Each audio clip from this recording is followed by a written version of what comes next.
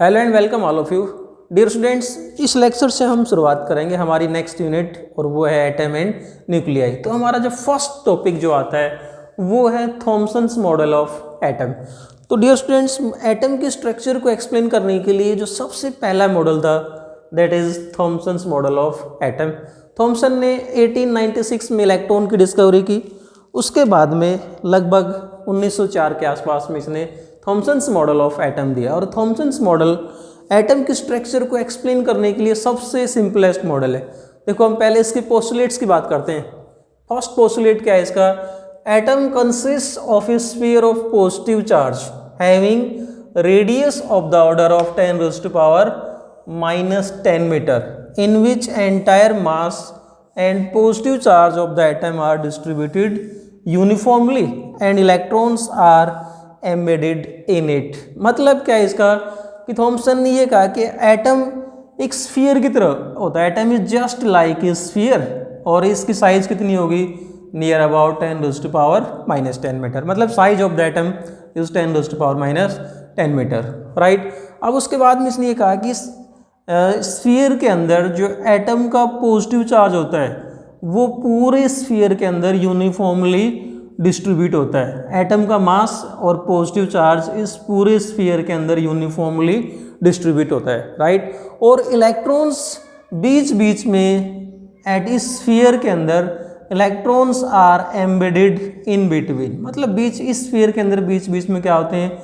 Electrons धसे हुए होते हैं, राइट। ये तो था इसका फर्स्ट कंसेप्ट।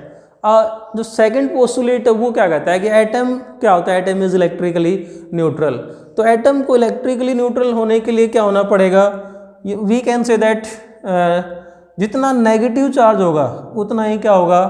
Positive charge. सो इसने कहा कि number of electron is such that total negative charge is equal to total positive charge. So atom is electrically neutral. So second जो पोस्टुलेट है वो क्या है? The number of electron is such that their negative charge is equal to total positive charge. इसलिए कहा कि atom के अंदर इलेक्ट्रॉन की संख्या, इलेक्ट्रॉन की जो नंबर है वो इस प्रकार से होती है कि the number of electron is such that their negative charge is equal to total positive charge of the atom. मतलब एटम के अंदर जितना पॉजिटिव चार्ज है उसी प्रकार से एटम के अंदर क्या होते हैं? इलेक्ट्रॉन होते हैं। या इलेक्ट्रॉन की जो संख्या है वो कितनी होती है? वो इस प्रकार से होती है कि टोटल पॉजिटिव चार्ज को, एटम के टोटल पॉजिटिव चार्ज को न्यूट्रल कर सके। And this is the achievement.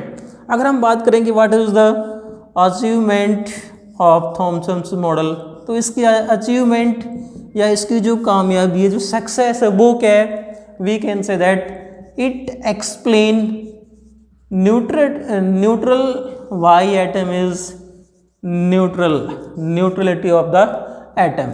It explain neutrality of the atom, right. कि एटम न्यूट्रल क्यों होता है? तो थॉमसन ने क्या कहा कि इलेक्ट्रॉन इस प्रकार से होते हैं कि जितना एटम के अंदर पॉजिटिव चार्ज होता है उतना ही क्या होगा? नेगेटिव चार्ज होगा। पॉजिटिव और नेगेटिव क्या करेंगे? कैंसिल कर देंगे।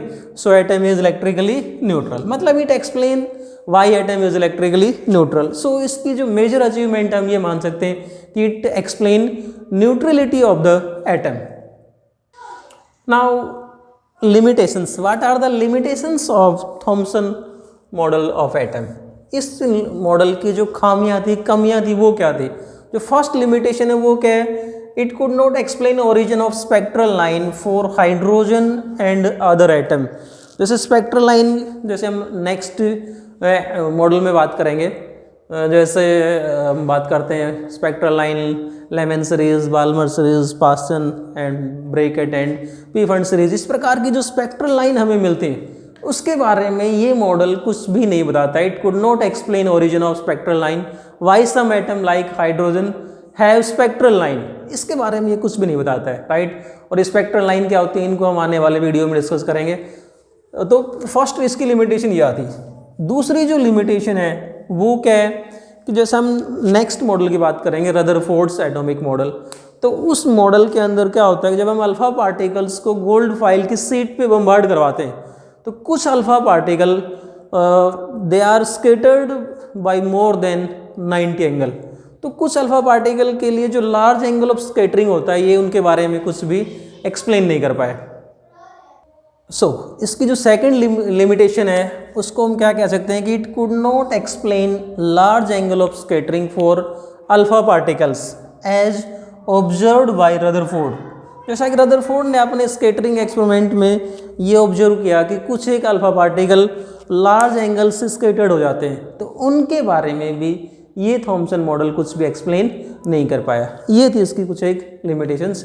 नेक्स्ट लेक्चर में हम बात करेंगे Rutherford's atomic model. Thanks and keep on watching.